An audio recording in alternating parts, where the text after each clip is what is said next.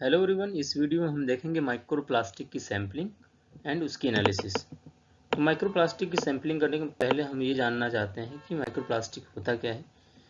यहाँ पे हम देखिए 3 तरीके के माइक्रोप्लास्टिक को मैंने डिफाइन किया on the basis of the size. तो जो माइक्रोप्लास्टिक का साइज होता है 1 नैनोमीटर से 5 मिलीमीटर होता है। अगर माइक्रोप्लास्टिक मोर देन 5 mm से जो ऊपर होते हैं वो माइक्रोप्लास्टिक होते हैं। माइक्रोप्लास्टिक के 1 नैनोमीटर से 5 मिलीमीटर होता है। नैनो प्लास्टिक होता है less than 1 nanometre.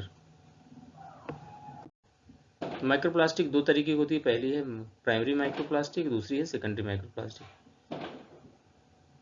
Primary microplastic में माइक्रोबीट्स आते हैं, पेलेट्स आते हैं। Secondary micro degradation of the larger plastic, जो लार्जर प्लास्टिक के डिग्रेडेशन से जो भी प्लास्टिक होती है लेस देन 5 मिलीमीटर, वो माइक्रोप्लास्टिक कहलाती हैं।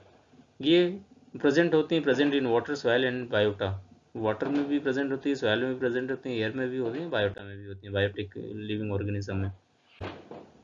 कंपोजिशन इनके क्या होते हैं? They are the composed of the carbon and hydrogen atom in polymer chain, example polyethylene, polypropylene, and often contain the chemical additive पैथलेट।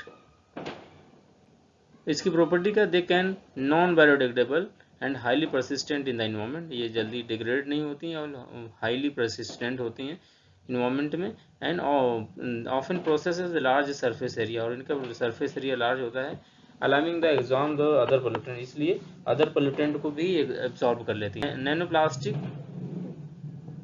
Fragment with the size of less than 1 micrometer को nano particles बोलते हैं।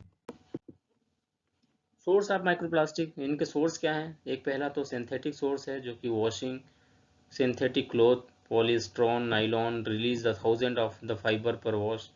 तो यहाँ से बहुत fibres निकलते हैं, washing of the synthetic clothing. Tyre wear and the tear from the cracks truck tyre as a major source.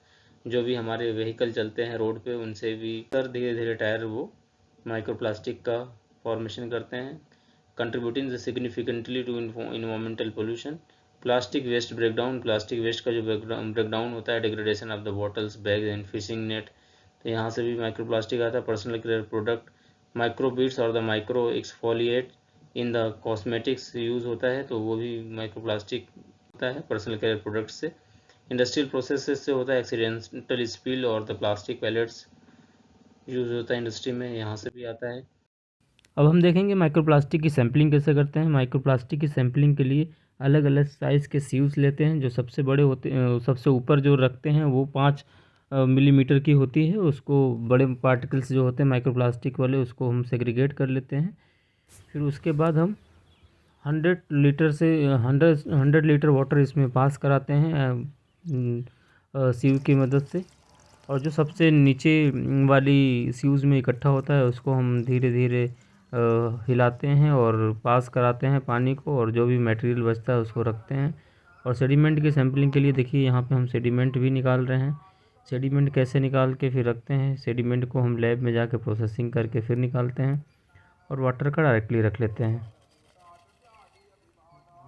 Detection and removal method, इनके डिटेक्शन के लिए FTIR टेक्निक से, रमन स्पेक्ट्रोस्कोपी से इनको डिटेक्ट करते हैं। रिमूवल, इनका जो है waste water treatment plant can be retain up to 90% of the microplastic, but sheer volume means large quantities are they still released. Solutions: improving waste management, developing biodegradable polymers, are the reducing the single use plastic consumption. तो microplastic अगर water में है तो water में उसको हम extraction करते हैं, माइक्रोप्लास्टिक का वाटर से एक्सट्रैक्शन करते हैं। सेडिमेंट से एक्सट्रैक्शन करते हैं, किसी बायोटा में है, किसी ऑर्गेनिज्म में, तो उससे उसको एक्सट्रैक्शन करते हैं। फिर उसके बाद फिल्ट्रेशन करते हैं, डाइजेस्ट करते हैं, फिर उसमें हम जाके FTIR GCMS में देखते हैं। फिर उसके बाद हम इसको क्वांटिफाई कर लेते हैं। तो सिंपल सा डेंसिटी सेपरेशन के लिए, जैसे मान लीजिए यहाँ पे हम डेंसिटी सेपरेशन करते हैं। इसके इन्वायरमेंटल एंड हेल्थ इम्पैक्ट्स क्या है माइक्रोप्लास्टिक के? पहला, environmental persistence, they are the found in the ocean, soil, water, air and fresh water.